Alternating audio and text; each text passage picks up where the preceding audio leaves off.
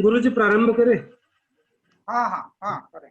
आश्रित्य वाग्भव भवां चतुरपराधीन् भावान् पदेषु विहितार्कमुदीरयन्तीं कंठादिभिश्च करणैः परदेवतां त्वां संवित् मयीं हृदि कदापि न विस्मरामि। अस्तु। विश्वेश्वरानंद विश्वबंधु संस्कृत एवं भारत भारती अनुसंधान संस्थान साधु आश्रम होशियारपुर भारत शिक्षण मंडल एवं शास्त्र रक्षण प्रकल्प संस्कृत भारती के संयुक्त तत्वावधान में प्रायोजित यह सव्यास भाष्य पतंजल योग सूत्र का पंक्ति से अध्ययन का आज षोडश पाठ है। इस पाठ के हेतु हमें व्याख्यान हेतु उपस्थित हुए हमारे गुरुजी प्रोफेसर कृष्णकांत शर्मा जी, हम आपका अभिनंदन करते हैं, स्वागत करते हैं तथा इसमें उपस्थित अन्य समस्त प्रतिभागियों का हम अभिनंदन करते हैं। अभी समय अधिक हो गया, मैं गुरुजी से निवेदन करता हूं कि आप पाठ का प्रारंभ करें। हाँ। विश्वेश्वरानंद विश्वबंधु संस्कृत भारत भारती अनुशीलन संस्थान, भारत शिक्षण मंडल तथा संस्कृत भारती के शास्त्र रक्षण प्रकल्प के संयुक्त तत्वावधान में हम लोग व्यास भाष्य सहित पातंजल योग सूत्र का अध्ययन कर रहे हैं। इस अध्ययन क्रम में परसों हम लोगों ने पढ़ा था क्षीण वृत्तेरभिजातस्यैव मणेर्ग्रहीतृ ग्रहण ग्राह्येषु तत्स तदंजनता समापत्ति। सूत्र की भूमिका यह थी कि जो मैत्री करुणा मुदितोपेक्षानां सुख दुख पुण्या पुण्य विषयानां भावनातश्चित्त प्रसादनम, इस सूत्र से लेकर के यथाभिमत ध्यानाद्वा इस सूत्र तक जो परिक्रम बतलाए गए, उन परिक्रमों के द्वारा जिनका चित्त स्थिर हो चुका है, ऐसे जो योगी है, उनके चित्त की जो समापत्ति है, समापत्ति का मतलब है ध्येय विषयाकाराकारिता, ध्येय विषय के साथ जो तन्मयता है, तदाकाराकारिता है, वो किस स्वरूप की होती है और किस विषय की होती है, इसी के उत्तर में ये सूत्र महर्षि पतंजलि ने प्रणीत किया कि क्षीण वृत्तेरभिजातस्यैव मणेर्ग्रहीतृ ग्रहण ग्राह्येषु तत्स तदंजनता समापत्ति। यहाँ ये बता रहे हैं कि अभिजातस्य मणेः इव, अभिजातस्य, अभिजात मणि कहते हैं श्रेष्ठ मणि। अभिजात शब्द का यूं सामान्यतः अर्थ होता है श्रेष्ठ, तो लेकिन है स्फटिक मणि से, स्वच्छ जो स्फटिक मणि है उसके समान क्षीण वृत्तेः अभिजातस्य, अभिजातस्य मणेः इव, अभिजात जो मणि है अर्थात जो स्वच्छ स्फटिक मणि है उसके समान क्षीण वृत्तेः, क्षीणा क्षीणाः माने अपगताः निगृहीताः राजसतामस वृत्तयः यस्य तत् क्षीण वृत्ति तस्य क्षीण वृत्तेः, माने चित्तस्य, चित्तस्य का विशेषण है कि जिस चित्त में वृत्तियां क्षीण हो गई हो, राजस और तामस वृत्तियां क्षीण हो गई हो, समाप्त हो गई हो, निगृहित हो गई हो, उनका निग्रह हो चुका है, ऐसा जो चित्त है उसकी देह अभिजातस्य मनेः ग्रहीतृ ग्रहण ग्राह्येषु तत्स तदंजनता समापत्ति। ऐसा जो चित्त है उस चित्त में जो ग्रहीता है, ग्रहीता कहते हैं जो अस्मिता रूप जो पुरुष है, बुद्धि में प्रतिबिंबित जो पुरुष है, उसका बुद्धि के साथ एक रूपता सा भान होता है, उसी को कहते हैं दृक् दर्शन शक्तियों हो एकात्मतेव अस्मिता। दृक् शक्ति अर्थात जो पुरुष है और जो दर्शन शक्ति जो बुद्धि है, उन दोनों की एकात्मकता की भांति अर्थात मानो दोनों एक भान जिसमें होता हो उसको कहते हैं अस्मिता। तो यही उसी अवस्था में बुद्धि प्रतिबिंबित जो पुरुष है वही है अस्मिता रूप पुरुष उसमें, और फिर ग्रहणेशु, ग्रहण का मतलब है ग्रहित्री ग्राह्य, ग्रहित्री ग्रहण ग्राह्येषु, ग्रहित्री ग्रहण ग्राह्येषु का अर्थ क्या है? ग्रहित्री माने ग्रहितरी, अर्थात जो ग्रहिता पुरुष, अस्मिता रूप जो पुरुष, और ग्रहणेशु माने ज्ञानेन्द्रियेषु, जो ज्ञानेन्द्रिय है, और ग्राह्येषु माने समस्त जो बाह्य पदार्थ है विषयों में, जो कि यही विषय आलंबन भूत होते हैं, चित्त के आलंबन यही होते हैं, उनमें क्या होता है? तत्स्थ तदंजनता। तत्स्थ तदंजनता, तत्स्थ का अर्थ है तस्मिन् अथवा तत्र आलंबनेषु तिष्ठति इति तटस्थम चित्तम। चित्तम का विशेषण है तटस्थम। तटस्थम माने तेषु आलंबनेषु तिष्ठति इति तटस्थम चित्तम। आलंबनों में रहने वाला जो चित्त है उसको कहेंगे तटस्थ चित्त। और तदंजनता का मतलब है तत्स्थस्य तदंजनता, उन आलंबनों में स्थित जो चित्त है, एकाग्र होता हुआ जो चित्त है, उसकी तदंजनता माने तन्मयता। तन्मयता का तात्पर्य है तदाकाराकारितता, विषयाकाराकारितता, उसी को कहते हैं समापत्ति। तो इस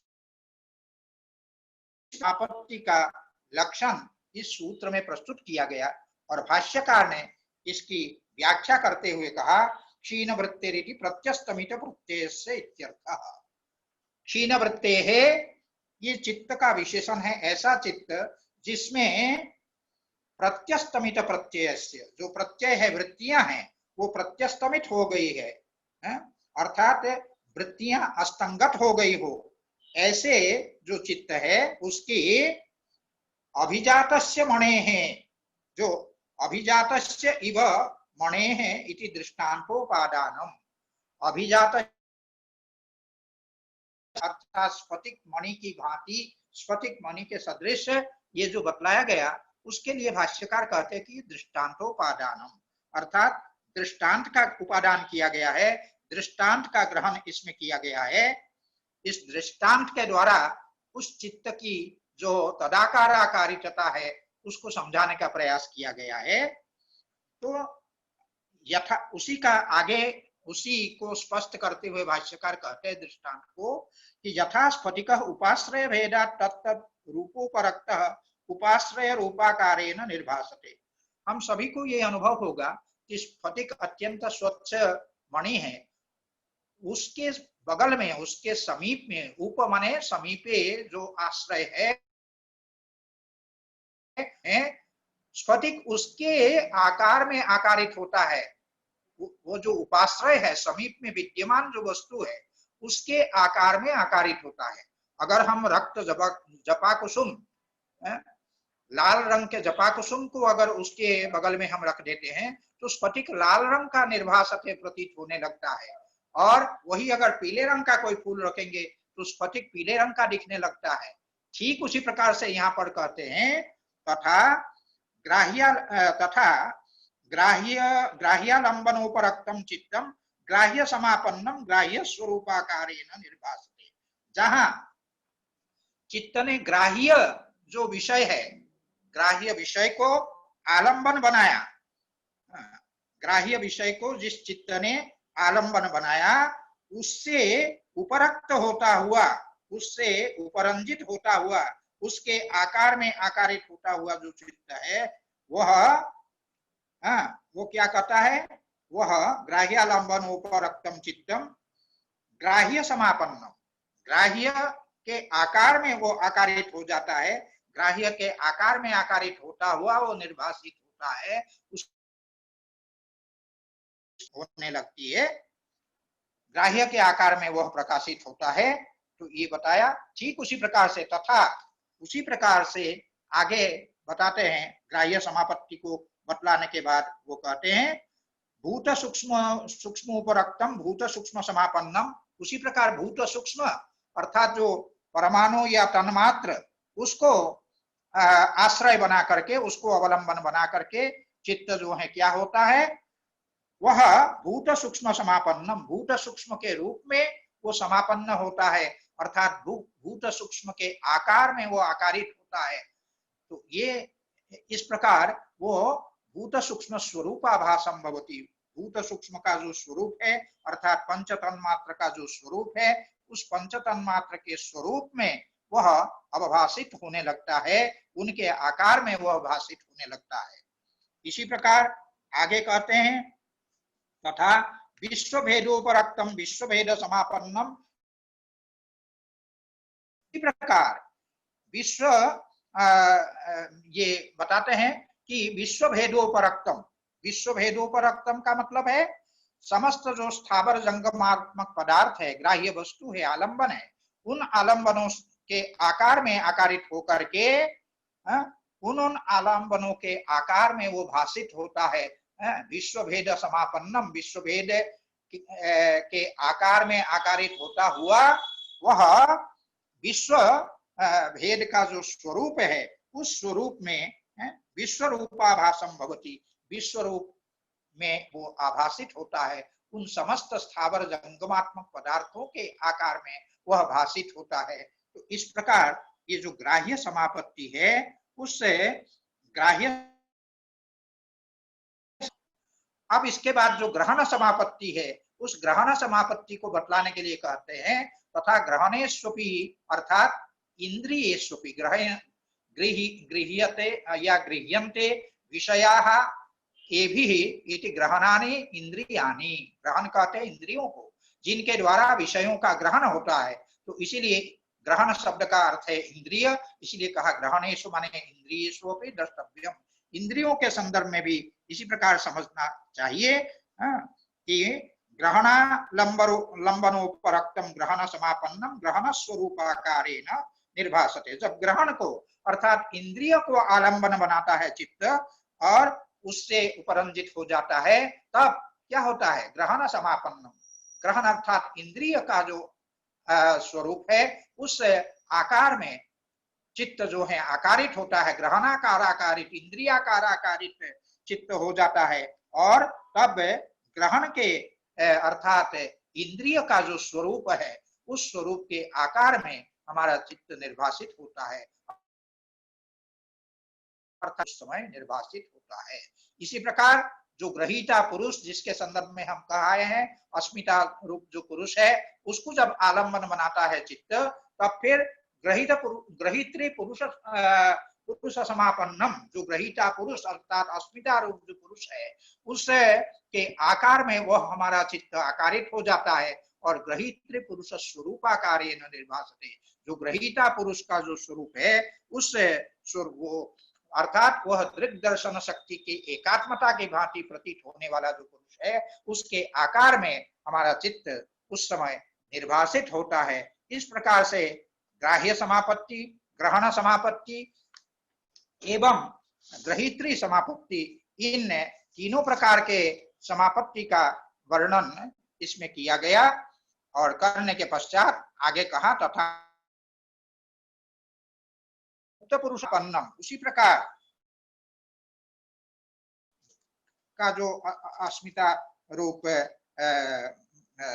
तत्व है उसको जब आलंबन बना लेते हैं, मुक्त पुरुष को जब आलंबन बना लेते हैं तब फिर क्या होता है, तब वो मुक्त पुरुष समापन्न, मुक्त पुरुष के आकार में चित्त आकारित होता है। तो मुक्त पुरुष स्वरूप आकारेण, मुक्त पुरुष के स्वरूप के आकार में आकारित होकर के वह भाषित होता है, कौन, चित्त। तदेवं, ठीक उसी प्रकार से अभिजात मणिकल्पस्य चित्तस्य,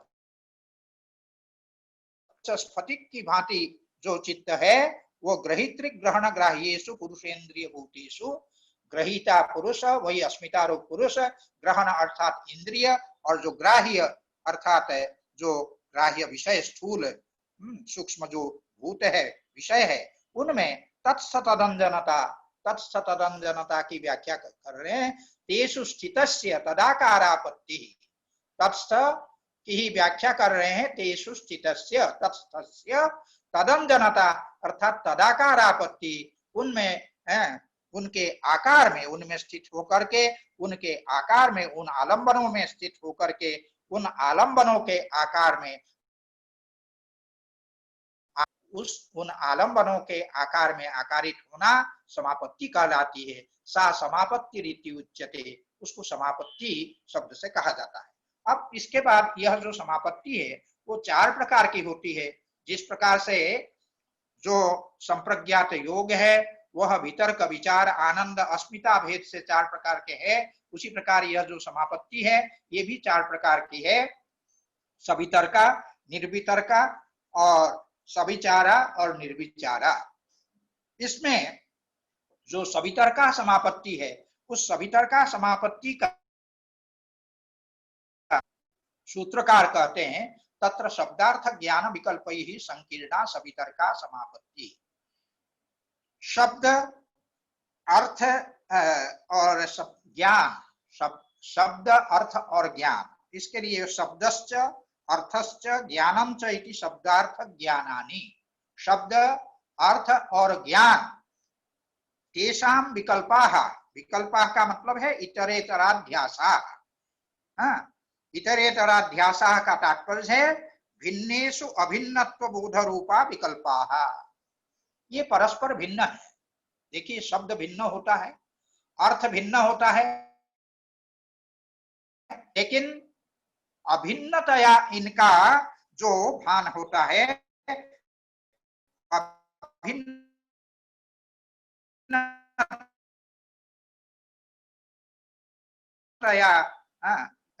भान होना, ज्ञान होना, उसी को कहते हैं विकल्प। तो शब्दार्थ ज्ञान विकल्प ही, इस प्रकार परस्पर भिन्न का अभिन्न रूप से भान जिसमें होता है उनसे जो संकीर्ण हो, संकीर्ण होने का मतलब है सम्मिश्रित हो, इन विकल्पों से जो सम्मिश्रित हो उस समापत्ति को कहते हैं, उस समापत्ति को सवितर्का समापत्ति।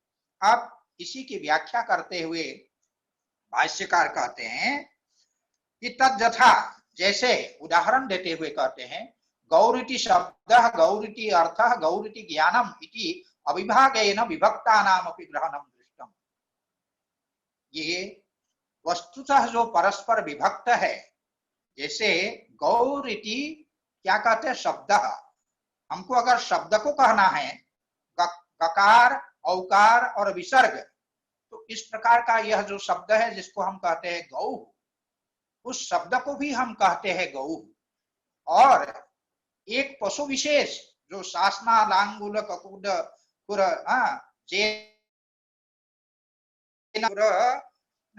शासना लांगुल ककुड खुर विषानिनाम संप्रत्ययो भवति स शब्द। भाष्यकार ने, महाभाष्यकार ने कहा है कि जिसके उच्चारण से ऐसे एक पशु विशेष, उसमें क्या है, वो एक ककुड होता है, आप बैलों में आप देखते होंगे, और गलकंबल होता है शासना, और ककुड और खुर, उनके खुर और विषाण अर्थात जो सिंह, इन सबों का संप्रत्यय होता है, बोध होता है, वो वह जो है शब्द है जिसके उच्चारण से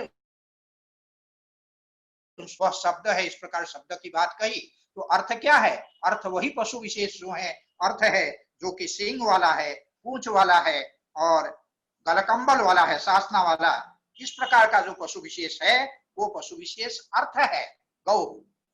और गकार औकार और विसर्ग ये हुआ शब्द, तो शब्द और अर्थ दोनों भिन्न भिन्न है। उसी प्रकार जो हमारे चित्त में ज्ञान कहाँ रहता है, हमारे चित्त में विद्यमान होता है, चित्त का तदाकाराकारितता होना, चित्त का उस गो पदार्थ के आकार में आकारित होना, यही है बुद्धिवृत्ति या गो ज्ञान।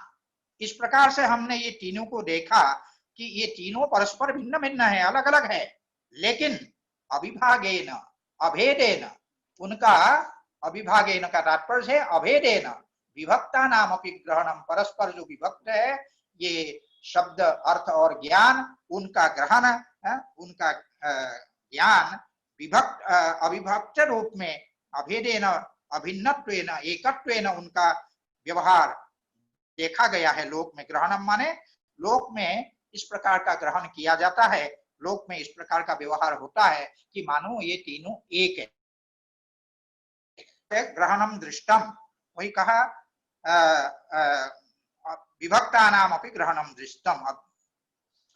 विभज्यमानाश्च अन्ये शब्द धर्मा, जब इसका इस पर जब हम विचार करते हैं, विभज्यमाना का तात्पर्य है जब विवेचक जो है इसकी विवेचना करते हैं, विवेचना करने पर क्या पता लगता है कि अन्य शब्द धर्मा, शब्द धर्मा अन्य शब्द के जो धर्म है वो भिन्न है, अन्य है, अलग है। शब्द के धर्म जैसे है वो क्या है, उदात्त अनुदात्त, ये सब शब्द के धर्म है। कोई उच्च स्वर से बोल रहा है, कोई बहुत धीमी आवाज में बोल रहा है, तो ये उच्चता नीचता आदि जो है ये सब शब्द के धर्म है। उदात्त अनुदात्त आदि सर्व के शब्द के धर्म है। और ये हुआ शब्द के धर्म। और अन्य माने भिन्नाः अर्थ धर्मा, अर्थ धर्म जो है वो भिन्न है, अर्थ के धर्म भिन्न है। अर्थ के धर्म क्या है, वही मूर्ति युक्तत्व है, जड़त्व है। वो एक पदार्थ है, जड़ पदार्थ है।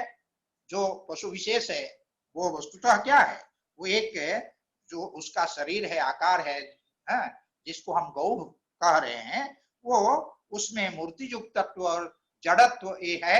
इस कारण से वो धर्म जो है उसका अर्थ का धर्म भिन्न हुआ, अन्य अर्थ धर्म। और अन्य ज्ञान धर्म, ज्ञान के जो धर्म है वो भी भिन्न है। ज्ञान के धर्म क्या है, प्रकाशकत्व है। ज्ञान प्रकाशक है, धर्म है। इस प्रकार से जब हम विवेचन करते हैं तब हमको ये ज्ञात होता है कि शब्द के धर्म भिन्न है, अर्थ के धर्म भिन्न है और ज्ञान के धर्म भिन्न भिन्न है। इति एतेषां विभक्तः पंथा, एतेषां माने शब्दार्थ ज्ञानानाम, शब्द अर्थ और जो ज्ञान है इनके विभक्तः पंथाः, इनका जो मार्ग है, पंथा माने मार्ग, विभक्तः भिन्न भिन्न है, परस्पर ये भिन्न भिन्न है, एक नहीं है। तत्र समापन्नस्य योगिनो योगवाद्यर्थः समाधि प्रज्ञायां समापु, योगिनः योगवाद्यर्थः, उसमें जिस योगी का जो चित्त है उसमें समापन्न हुआ है। तत्र समापन्नस्य योगिनः, जिस योगिनः उस योगी का वो समाधि, समापन्न से माने समापत्ति लाभ किए हुए, उस गो इत्यादि जो स्थूल पदार्थ है, तत्र का तात्पर्य है गो इत्यादि जो स्थूल पदार्थ है, उस स्थूल पदार्थ में जो समापन्न है, जो तदाकाराकारित हुआ है, समाधि प्रज्ञायाम, समाधि प्रज्ञायाम जो गवाद्यर्थ, समाधि की प्रज्ञा में, समाधि की बुद्धि में जो गो आदि अर्थ है, स्थूल ध्येय भूत पदार्थ है, वो समारूढ़ है माने विद्यमान है, उसमें उपस्थित है। सचेत जो उपस्थित वह पदार्थ है वह कैसा है, सचेत शब्दार्थ ज्ञान पदार्थ। अगर शब्द अर्थ और ज्ञान के विकल्पों से अर्थात इतरेतराध्यास से जो परस्पर भिन्न है, भिन्न होते हुए भी अभेदेन अगर उसका बोध हो रहा हो, सचेत शब्दार्थ ज्ञान विकल्पानुविद्ध, उससे अगर विकल्पानुविद्ध हो करके इतरेतराध्यास से वो उपावर्तते अर्थात भासते, उस रूप में अगर भाषित होता है तो सा संकीर्णा, वह जो मिश्रित है, संकीर्णा का तात्पर्य है वह विकल्पों से सांकर्य से युक्त वह जो समापत्ति है, वह समापत्ति को सवितर का समापत्ति कहते हैं। अब सवितर का समापत्ति को बतलाने के बाद अब जो निर्वितर का समापत्ति है, उस निर्वितर का समापत्ति की अवतरणिका प्रस्तुत करते हुए भाष्यकार कहते हैं, यदा पुनः शब्द संकेत स्मृति परिशुद्धौ श्रुतानुमान ज्ञान विकल्प शून्यायाम समाधि प्रज्ञायाम स्वरूप मात्रेण अवस्थितः अर्थतयैव अवच्छिद्यते सा च निर्वितर्का समापत्ति, सा च निर्वितर्का समापत्ति, उस समापत्ति को हम निर्वितर्का समापत्ति कहेंगे। किसको हम निर्वितर्का समापत्ति कहेंगे? उसका परिष्कार करते हुए भाष्यकार कहते हैं यदा पुनः, और जब शब्द संकेत स्मृति परिशुद्धौ, शब्द संकेत का तात्पर्य है, संकेत क्या है? संकेत है गौरिति शब्दार्थयोर इतरेतराध्यासात्मक संकेत। शब्द और अर्थ, शब्द अर्थ और ज्ञान, इनका जो इतरेतराध्यासात्मक संकेत है उसी को संकेत शब्द से कहा गया है। जिसमें इतरेतर का अध्यास हो, एक दूसरे का अध्यास हो, परस्पर भिन्न होते हुए भी अभेदेन जिसका बोध हो रहा हो, ऐसा जो है उसको कहेंगे शब्द संकेत। तो यही जो शब्द संकेत है, इतरेतराध्यास है, उसका समाधि प्रज्ञायाम श्रुतानुमान ज्ञान, समाधि प्रज्ञायाम श्रुतानुमान, तो उसका समाधि प्रज्ञायाम का तात्पर्य है जो समाधि कालिक जो बुद्धि है, समाधि कालिक जो ज्ञान है, उसमें श्रुतानुमान ज्ञान विकल्प शून्याया, श्रुत ज्ञान और जिसको कहते हैं आगम जन्य जो ज्ञान है उसको कहते हैं श्रुत ज्ञान, और अनुमान ज्ञान के जो विकल्प है, उन विकल्पों से जो इतरेतराध्यास रहित हो जाना है। स्मृति की परिशुद्धि क्या है कि जो शब्दार्थ ज्ञान का जो शब्द संकेत स्मृति परिशुद्ध हो, अर्थात जिस संकेत का तात्पर्य हुआ गो शब्द, गो अर्थ और गो ज्ञान का जिसमें इतरेतराध्यास है, उस अध्यास से जो समाधि प्रज्ञा में श्रुत ज्ञान और आगम ज्ञान, श्रुत ज्ञान का तात्पर्य है जो आगम जन्य जो ज्ञान है और अनुमान जन्य जो ज्ञान है, तो वो उन विकल्पों से अर्थात इतरेतराध्यास से जो शून्य है, रहित है, उसके रहित हो जाने पर स्मृति की यही परिशुद्धि है। इसके परिशुद्धि होने पर स्वरूप मात्रेण अवस्थितः, स्वरूप मात्रेण अवस्थित अर्थात स्वरूप मात्र से जो अर्थ है, विषय है, वो जब भासमान होता है, विद्यमान होता है, तो उसको कहते हैं स्वरूप मात्रेण अवस्थित। अर्थ माने वही विषय, ध्येय, ध्येय पदार्थ जब आरूढ़ होता है तो तत्स्वरूप तत्छिद्यते, तत्स्वरूपाकार अर्थात उस पदार्थ का जो स्वरूप है, उस स्वरूप के आकार मात्र से ही जब अवच्छिद्यते माने वो भाषित होता हो, वो सीमित होता हो, साच निर्वितर्का समापत्ति, उस समापत्ति को हम कहते हैं निर्वितर्का समापत्ति। कहने का तात्पर्य है कि जब योगी का चित्त केवल पदार्थ मात्र, पदार्थ के आकार से ही आकारित होता हो, उसमें पदार्थ में शब्द और ज्ञान भाषित न होता हो, तो उसी को शब्द संकेत स्मृति की परिशुद्धि का तात्पर्य वही है कि शब्दार्थ ज्ञान का जो इतरेतराध्यास है उससे शून्य, उससे उसकी निवृत्ति हो जाने पर, उसकी परिशुद्धि हो जाने पर, जब समाधि प्रज्ञा में केवल जो अर्थ है, केवल जो ध्येय अर्थ है, वही उसी ध्येय पदार्थ के जो स्वरूप है, उस स्वरूप में ही वो भाषित होता हो, उसी को कहते हैं निर्वितर्का समापत्ति। कहने का तात्पर्य है कि उसमें शब्द और जो ज्ञान है वो अलग से भाषित नहीं होता है। इस निर्वितर्का समापत्ति के लिए कहा तत्परम प्रत्यक्षम, वह जो है पर प्रत्यक्ष है, किसके लिए? योगी के लिए, उसको पर प्रत्यक्ष कहा गया है। और तच्च श्रुतानुमानयोर बीजम, और वही जो पर प्रत्यक्ष है, जिसको दूसरे शब्द में हम कहेंगे योगज प्रत्यक्ष है, वह जो योगज प्रत्यक्ष है वो श्रुतानुमानयो हो, श्रुत अर्थात वही जो आगम और जो अनुमान, इन दोनों का वही बीज है, आगम और अनुमान का वही बीज होने का उत्पत्ति स्थल है। और ततः श्रुतानुमाने प्रभवतः, ततः अर्थात उस निर्वितर्का समापत्ति या पर प्रत्यक्ष से ही श्रुतानुमाने अर्थात श्रुत ज्ञान अर्थात आगम ज्ञान और जो अनुमान ज्ञान, ये दोनों उत्पन्न होते हैं। आगम और अनुमान का उत्पत्ति स्थल वही पर प्रत्यक्ष या निर्वितर्का समापत्ति है। हाँ, ततः श्रुतानुमाने प्रभवतः न च श्रुतानुमान ज्ञान सहभूतम तद्दर्शनम। यहाँ पर कहते हैं कि न च प्रत्यक्ष संज्ञक जो यह प्रज्ञा है या बुद्धि है, ज्ञान है, जिसको यहाँ पर पर प्रत्यक्ष नाम से कहा गया है, अर्थात जो निर्वितर्का समापत्ति है वह जो है वह पर प्रत्यक्ष है। क्या है?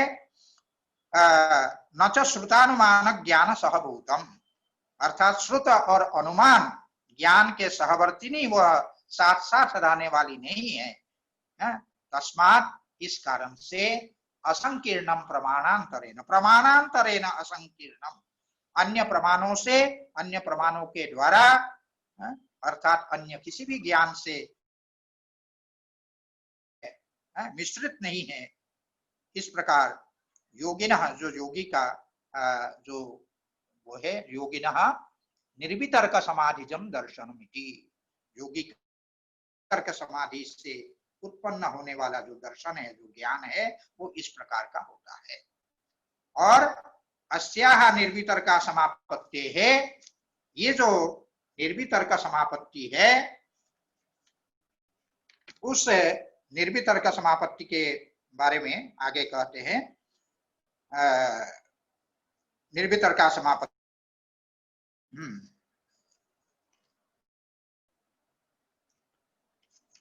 हाँ, अस्या निर्वितर्काया समापत्ते है सूत्रेण लक्षणम जुज्यते, सूत्र के द्वारा जो लक्षण है, इस निर्वितर्का समापत्ति का जो लक्षण है, निर्वितर्काया समापत्ते है लक्षणम सूत्रेण जुज्यते, सूत्र के द्वारा ज्योतित किया जा रहा है। क्या है? तो कहते हैं कि स्मृति परिशुद्धौ स्वरूप शून्यैव अर्थमात्र निर्भाषा निर्वितर्का, स्मृति परिशुद्धौ अर्थमात्र निर्भाषा निर्वितर्का, स्मृति की परिशुद्धि हो जाने पर, अर्थात शब्द संकेत की जो स्मृति है, उस स्मृति की जब परिशुद्धि हो जाए, अर्थात इतरेतराध्यास, शब्दार्थ ज्ञान का जो इतरेतराध्यास है, उस इतरेतराध्यास की जो निवृत्ति हो जाए, वही है स्मृति की परिशुद्धि। वही स्वरूप शून्य, स्वरूप शून्य का तात्पर्य है जो ज्ञान मात्र जो स्वरूप है, उस स्वरूप से शून्य है, स्वरूप शून्य अर्थमात्र, जिसमें अर्थमात्र का मात्र का जिसमें निर्भास होता हो, उसको कहते हैं स्वरूप शून्य। स्वरूप शून्य का तात्पर्य हुआ ज्ञानात्मक जो स्वरूप है, उस स्वरूप से शून्य सा, शून्य होता नहीं है, लेकिन प्रतीति उसकी नहीं होती है, ज्ञान की अलग से प्रतीति नहीं होती है, प्रतीति केवल अर्थ मात्र की होती है, निर्भास हो, वह समापत्ति का सामान्य अर्थ हुआ। अब उसकी व्याख्या करते हुए व्यास कहते हैं, क्या कहते हैं? या शब्द संकेत श्रुतानुमान ज्ञान विकल्प स्मृति परिशुद्धौ ग्राह्य स्वरूपोपरक्ता प्रज्ञा स्वमिव प्रज्ञा रूपम ग्रहणात्मकम त्यक्त्वा पदार्थ मात्र स्वरूपा ग्राह्य स्वरूपापन्नेव भवति, सा तदा निर्वितर्का समापत्ति ही। सा तदा निर्वितर्क, तब निर्वितर्क समापत्ति कहलाती है। कब? उसका व्याख्यान करते हुए कहते हैं, या शब्द संकेत श्रुतानुमान ज्ञान विकल्प स्मृति परिशुद्धौ, या जो समापत्ति शब्द संकेत अर्थात शब्दार्थ ज्ञान का जो इतरेतराध्यास है, हाँ, और श्रुत ज्ञान और जो अनुमानक ज्ञान, श्रुत ज्ञान का तात्पर्य है आगमक ज्ञान, और जो अनुमानक ज्ञान, उनके जो विकल्प है उनका से तस्य स्मृति ही माने तस्याः परिशुद्धौ, उन अनुमान आगम की स्मृति और अनुमान की स्मृति, क्योंकि जो भी ज्ञान होता है उस ज्ञान का ही, ज्ञान से ही स्मृति उत्पन्न होती है। तो उन आगमक ज्ञान और अनुमान ज्ञान से उत्पन्न जो स्मृति है, उन स्मृति के परिशुद्धि होने पर, परिशुद्धि होने का मतलब है उस स्मृति की निवृत्ति हो जाने पर, तब क्या होता है, ग्राह्य स्वरूप में जो उपरक्त हो गया है, अर्थात ध्येय जो अर्थ है, ग्राह्य स्वरूपम इति ग्राह्य स्वरूपम, अर्थात ध्येय, ग्राह्य कौन है, जो ध्येय है, ध्येय अर्थ है, वही ग्राह्य है, उसका जो स्वरूप है, माने ध्येय अर्थाकार जो स्वरूप है, तस्मिन् एव उपरक्ता इति ग्राह्य स्वरूप उपरक्ता, ग्राह्य स्वरूप में ही जो उपरक्त है, अर्थात ध्येय भूत आलंबन के आकार में ही जो आकारित है, ऐसी जो प्रज्ञा है, स्वरूप उपरक्ता, ग्राह्य के आकार में आकारित जो प्रज्ञा है, जो बुद्धि है, स्वमिव प्रज्ञारूपम ग्रहणात्मकम त्यक्त्वा, स्वम ग्रहणात्मकम प्रज्ञारूपम त्यक्त्वा इव, ये इव का संबंध त्यक्त्वा के बाद लगाइए, अपना जो ग्रहणात्मकम प्रज्ञारूपम, जो ग्रहणात्मक अर्थात ज्ञानात्मक जो प्रज्ञारूप है, अर्थात जो ज्ञान रूप जो उसका स्वरूप, जो ज्ञानाकार बुद्धि के स्वरूप को त्यक्त्वा इव, मानो त्याग करते हुए, छोड़ते हुए, उसको भूलते हुए, विस्मृत करते हुए, पदार्थ मात्र स्वरूप, जो पदार्थ मात्र का स्वरूप, पदार्थ जैसा है वैसे ही स्वरूप जब ले ले योगी का चित्त, तो पदार्थ मात्र स्वरूपा ग्राह्य स्वरूपापन्नेव भवति, अर्थात ग्राह्य जो पदार्थ है उस पदार्थ के स्वरूप में आकारित, ग्राह्य स्वरूपापन्ना का तात्पर्य क्या है, तो जो ध्येय पदार्थ है उस ध्येय पदार्थ के आकार में आकारित होती हुई भवति, जब होता है तब फिर क्या होता है, सा तदा समापत्ति को हम निर्वितर्का समापत्ति कहते हैं। कहने का तात्पर्य है निर्वितर्का समापत्ति में शब्द, अर्थ और ज्ञान, इनमें से जो अर्थ है केवल उस अर्थ का भान होता है, शब्द और ज्ञान अपना जो ज्ञानात्मक स्वरूप है, वो ज्ञानात्मक स्वरूप भी उस प्रज्ञा में, समाधि प्रज्ञा में भाषित न हो, तो उस समापत्ति को कहते हैं निर्वितर्का समापत्ति। यहाँ पर कहते तथाच व्याख्यातम, तथाच व्याख्यातम की व्याख्या की है कहां पर, जो अवतरणिका जो भाष्य है, अवतरणिका भाष्य में स्वयं ही भाष्यकार ने उसकी व्याख्या कर दी है। तथाच व्याख्यातम माने उसी रूप में भाष्यकार ने अपनी जो अवतरणिका भाष्य है, उस अवतरणिका भाष्य में इसी प्रकार से पूरा व्याख्यान उसमें कह दिया है। अब आगे जो निर्वितर्का समापत्ति का जो ध्येयभूत जो स्थूल अवयव अर्थ है, उसके स्वरूप का विवेचन करते हुए यहाँ पर ये कह रहे हैं कि तस्या एकबुद्ध्युपक्रमः ही अर्थात्मा अणुप्रचय विशेषात्मा गवादिर घटादिर्वा लोकः, तस्याः, तस्याः अर्थात निर्वितर्काया समापत्ति,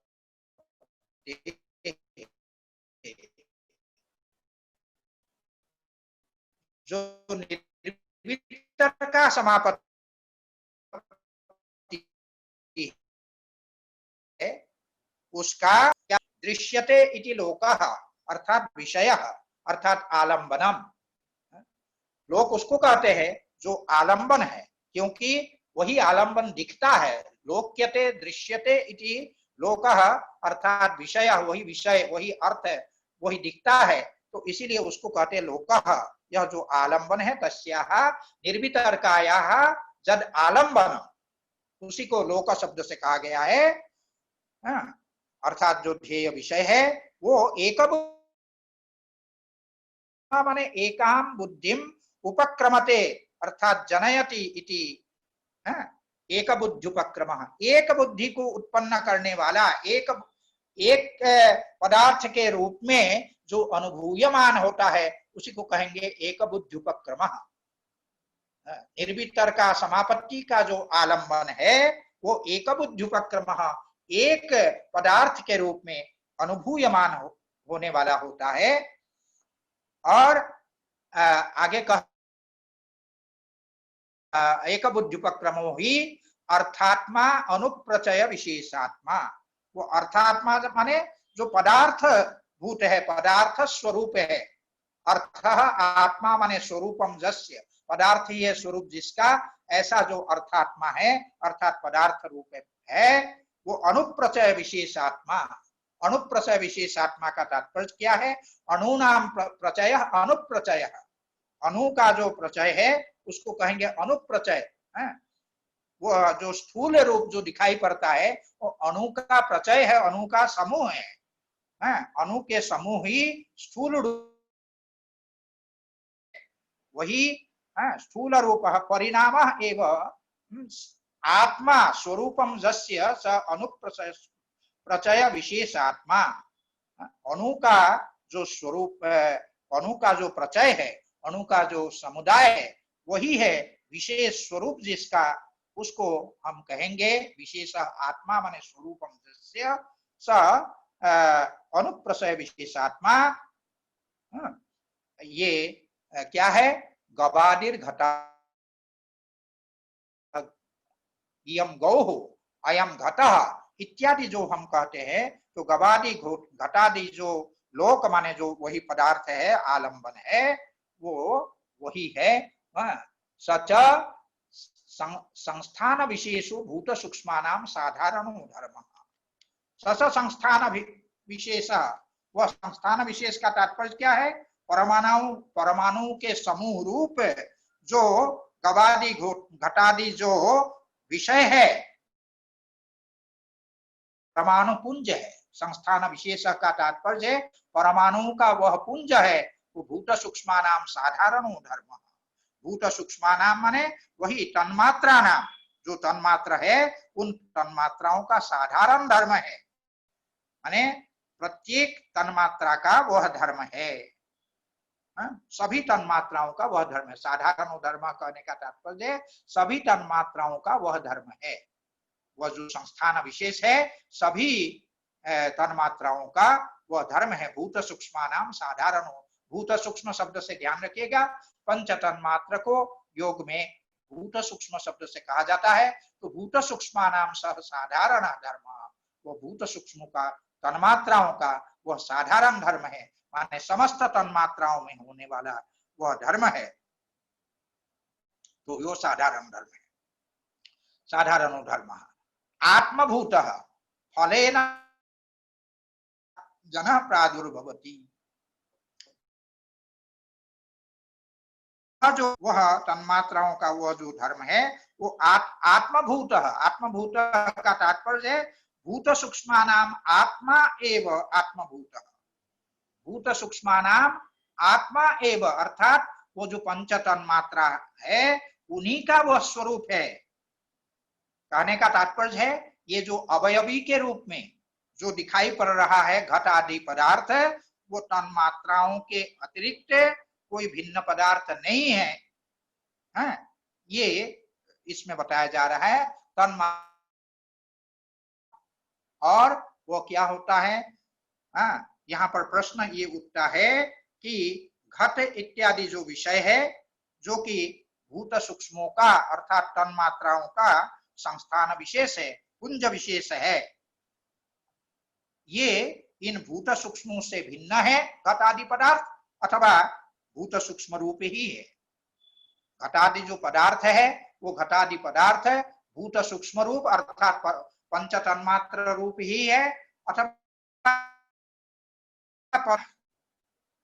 यदि केवल उसको कहें कि वो पंच तन्मात्र रूप ही है, तो फिर पंच तन्मात्र जैसे पंच तन्मात्र का दर्शन प्रत्यक्ष आपको हमको नहीं होता है, ठीक उसी प्रकार से घटादि पदार्थ का भी तो हमको प्रत्यक्ष नहीं होना चाहिए, क्योंकि अत्यंत सूक्ष्म होने के कारण घट को अगर हम कहेंगे कि घट पंच तन्मात्रात्मक है, पंच तन्मात्र रूप है, तो अगर पंच तन्मात्र रूप ही है, पंच तन्मात्र तो सूक्ष्म है और वो दिखाई नहीं पड़ता।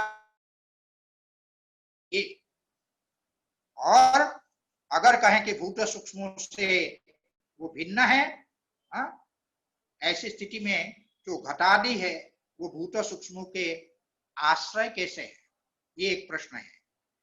इसी को स्पष्ट करते हुए यहाँ पर ये कहा जा रहा है कि जो घटादि पदार्थ है न तो सर्वथा भूत सूक्ष्म से भिन्न है और न ही भूत सूक्ष्म रूप ही है, भूत सूक्ष्म मात्र ही है, पंच तन्मात्र मात्र ही है, ये भी नहीं कहा जा सकता है, या पंच तन्मात्र से सर्वथा भिन्न है, ये भी नहीं कहा।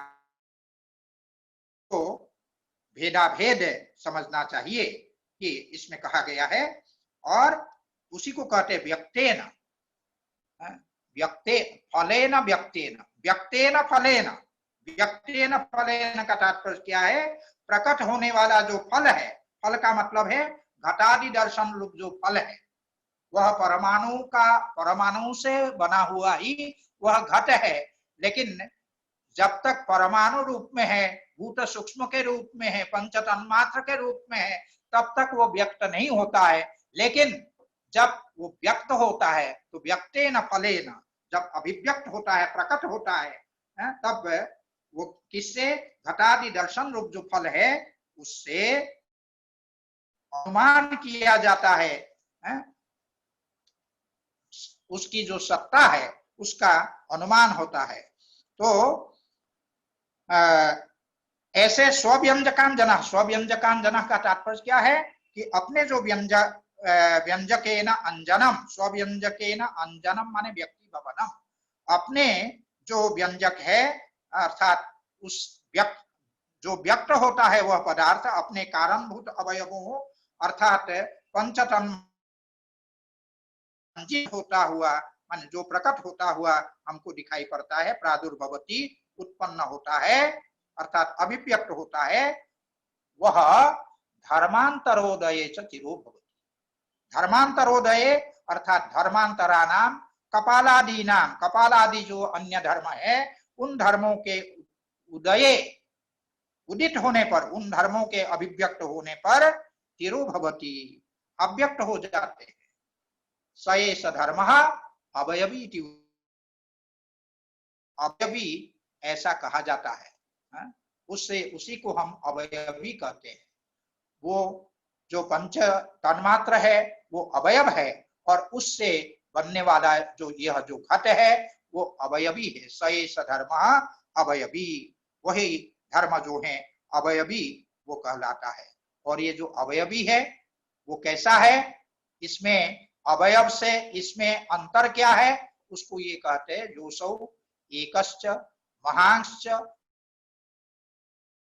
वांश्च क्रियाधर्मकश्च अनित्यश्च तेन अवयविना व्यवहारः क्रियन्ते। इसके लिए ये कहा कि यह कैसा है, यह जो है, यह जो अवयवी है वो अवयवी ऐसा है कि योसौ एकश्च, यह एक है अर्थात एकत्व बुद्धि से ग्राह्य होता है, उसको हम एक कहते हैं। भले उसमें अनेक वह परमाणु, उसको हम क्या कहेंगे? एक घट, एक घट में अनेक परमाणु है, अनेक परमाणुओं के होते हुए भी उस घट को हम क्या कहते हैं? एकः, वो एकत्व बुद्धि ग्राह्य वो होता है और महांश और बड़ा होता है। साथ ही साथ क्या होता है? अणियांश, और कभी सबसे छोटा भी वो हो जाता है, अत्यंत छोटा भी होता है। साथ ही साथ ये स्पर्शवांश जो वो स्पर्शवान होता है, उसका स्पर्श हम कर सकते हैं, अणु का स्पर्श नहीं कर सकते हैं, लेकिन घट का हम स्पर्श कर सकते हैं। वह घट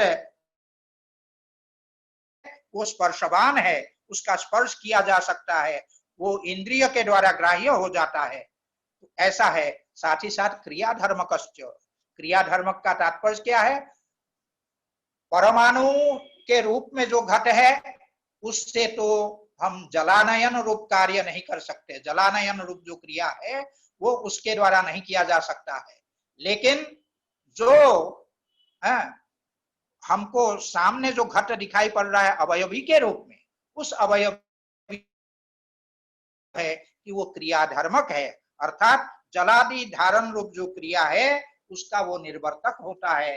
तो इस प्रकार से ये अवयव, अवयव से अवयवी किस प्रकार भिन्न होता है उसको यहाँ पर ये बताया जा रहा है। और अनित्यश्च, वो अनित्य है। अनित्य है का तात्पर्य है कि धर्मांतर के उदय होने पर वो अव्यक्त हो जाने वाला है। तो ऐसा जो होता है, तेना अवयविना, उस अवयवी के द्वारा, जो घटादि पदार्थ रूप जो अवयवी है उसके द्वारा व्यवहार क्रियन्ते, व्यवहार किए जाते हैं, समस्त लौकिक के व्यापार संपन्न होते हैं। इसीलिए कहा तेन अवयविना व्यवहार क्रियन्ते। अब आगे जो बौद्धों का जो सिद्धांत है, उस बौद्धों के सिद्धांत क्या है कि अवयवों से भिन्न अवयवी नाम का कोई पदार्थ होता नहीं है। उनके अनुसार, बौद्धों के अनुसार अवयवों से भिन्न कोई अवयवी नामक पदार्थ नहीं, परमाणु से भिन्न घटादि नामक कोई पदार्थ नहीं होता है, घट परमाणु रूप ही है। तो ऐसा मानने वाले जो बौद्ध है, वो बौद्धों का जो यह सिद्धांत है उसका खंडन करते हुए यहाँ पर कहते हैं जस्य पुनः, जस्य पुनः माने जस्य मते, जिसके मत में पुनः सह प्रचय विशेष, वह जो प्रचय विशेष है, वह जो समुदाय विशेष है, अर्थात तन्मात्र जो पुंज है, परमाणु पुंज है, वो अवस्तुक, अवस्तुक माने वो सत्ताहीन है, उसकी कोई सत्ता नहीं है। उस प्रचय विशेष की, पुंज विशेष की, दूसरे शब्द में कहें उस अवयवी की कोई, उसका वह कोई वस्तु नहीं है, उसकी कोई सत्ता नहीं है, वह सर्वथा सत्ताहीन है। तस्य, तस्य अर्थात तस्य बौद्धस्य मते, उस बौद्ध के मत में क्या है, उस बौद्ध के मत में सूक्ष्म च कारणम, जो कारण है वह तो सूक्ष्म है, कारणभूत जो जो परमाणु है वो परमाणु कैसा है, अत्यंत सूक्ष्म है। और कैसा है, उसकी उपलब्धि होती है? तो कहते नहीं, वो तो अनुपलभ्यमान है, वो उपलब्ध नहीं होता, गोचर नहीं है। इसलिए ये कहते हैं सूक्ष्मम च कारणम अनुपलभ्यम, वो अनुपलभ्य है, उपलब्ध नहीं हो सकता है, उसका प्रत्यक्ष नहीं हो सकता है। और अतः अवयव्य भावात, अवयवी के जो अभाव है, तस्य अवयव्य भावात, उनके मत में अवयवी चूंकि है ही नहीं, अर्थात अवयव से भिन्न अवयवी नामक कोई तत्व है ही नहीं, अवयवी की कोई सत्ता नहीं है। तो ऐसे होने पर वह क्या होगा, अतद्रूप प्रतिष्ठम, वह तो पदार्थ के रूप में प्रतिष्ठित ही सामान्यतः ज्ञान होता है, लेकिन वह जो अतद्रूप प्रतिष्ठा है इति, इस कारण से क्या होगा, इस कारण से कहते प्रायेण, अर्थात प्रायः बहुलतया सर्वमेव प्राप्तम मिथ्या ज्ञानम इति। सारे जो पदार्थ है वो सारे के सारे पदार्थ है, सारे के सारे ज्ञान क्या होगा, मिथ्या ज्ञानम, वो मिथ्या ज्ञान ही हो जाएगा। कोई ज्ञान जो है यथार्थ ज्ञान नहीं होगा, सबका सब ज्ञान मिथ्या ज्ञान हो जाए, कोई चीज होगी ही नहीं। उसी को कह रहे हैं मिथ्या ज्ञानम प्राप्तम तदाच सम्यक ज्ञानम अपि किम स्यात्, तब फिर सम्यक ज्ञान क्या होगा, सम्यक ज्ञान कुछ भी नहीं हो सकता है, उसके अनुसार कोई सम्यक ज्ञान नाम का पदार्थ होगा ही नहीं। तदाच सम्यक ज्ञानम अपि किम स्यात्, सम्यक ज्ञान भी क्या होगा, विषय अभावात, क्योंकि कोई विषय तो है ही नहीं, क्योंकि ज्ञान किसका होता है, विषय का ही होता है। जब विषय ही इसका विषय के ज्ञान, विषय के अभाव में, विषय के अनुपलब्ध होने पर वो सम्यक ज्ञान भी संभव नहीं होगा। तो क्योंकि यद्यद् उपलभ्यते, यद्यद् उपलभ्यते तत्तद् अवयवित्वेन घ्रातम्। वस्तुतः जो स्थिति है उसको बतलाते हुए भाष्यकार कहते हैं कि यद्यद् उपलभ्यते, संसार में जो जो पदार्थ उपलब्ध होता है, तत्तद् अवयवित्वेन घ्रातम्, वह जो पदार्थ है वो अवयवी के रूप में, अवयवी के रूप में आग्रात होता है, दिखाई पड़ता है, अनुभूत होता है। अवयवित्वेन घ्रातम् तस्मात् अस्ति अवयवी जो महत्वादि व्यवहारापन्न। इसीलिए अवयवी है, अवयवी है का तात्पर्य क्या है? अवयवेभ्यः भिन्नः अवयवी अस्ति।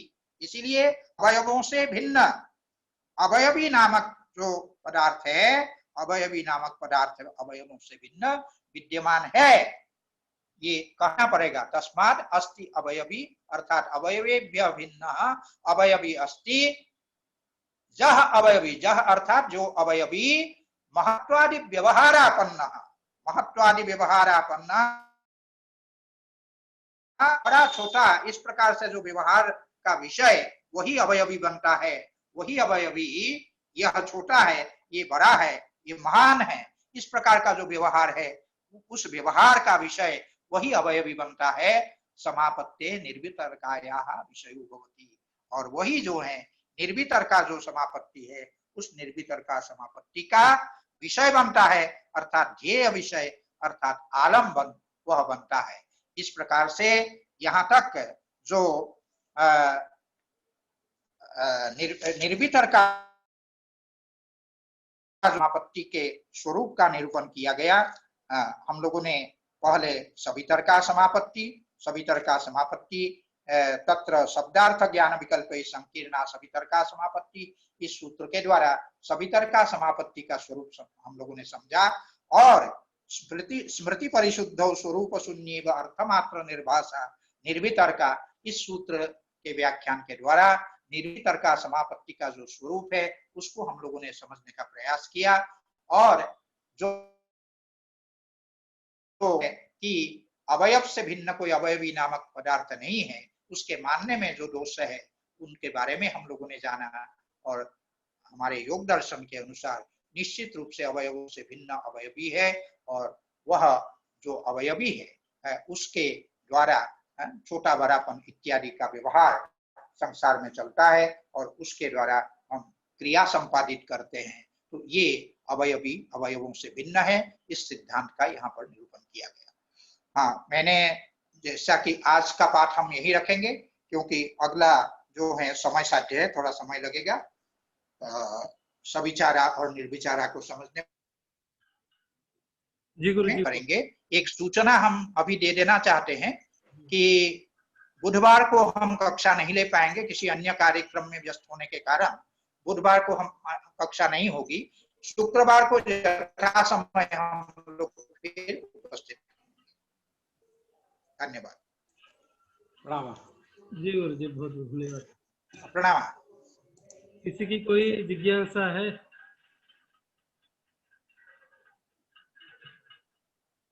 है नहीं, आज का विषय कुछ मंथन योग्य है, फिर दोबारा पढ़ने के पर ही कुछ हो सकता है कुछ जिज्ञासा। असल में जो बौद्धों का मत है जी, उसका थोड़ा सा बैकग्राउंड जी, जब जाकर के विषय ठीक से समझ में आएगा। हाँ हाँ। सामान्यतः लोग समझ लें कि बौद्धों के अनुसार जो अवयवी है वो अवयवों से भिन्न नहीं। अगर घट के रूप में हमको कोई पदार्थ दिखाई पड़ता है, वो परमाणुओं से, जिन परमाणुओं से वह घट बना है, उन परमाणुओं से पृथक कोई घट नाम का पदार्थ नहीं है। ये बौद्धों का मानना है। और ऐसा मानने पर जो दोष आएगा वही दोष इसमें दिखलाया गया है, और दिखा करके जो भिन्न है, घट आदि जो पदार्थ है वो परमाणु पुंज से या तन्मात्र से वो भिन्न है। किन अर्थों में भिन्न है उनको इसमें दिखलाने का प्रयास किया। न्याय वैशेषिक दर्शन में भी यही कहा गया है कि परमाणु पुंज से भिन्न अवयवी है, ऐसा बताया गया है। हाँ हाँ हाँ, वो न्याय के मत को भी सांख्य स्वीकार करता है। जी, जहाँ अनुकूल है उसको तो स्वीकार करना है। जी।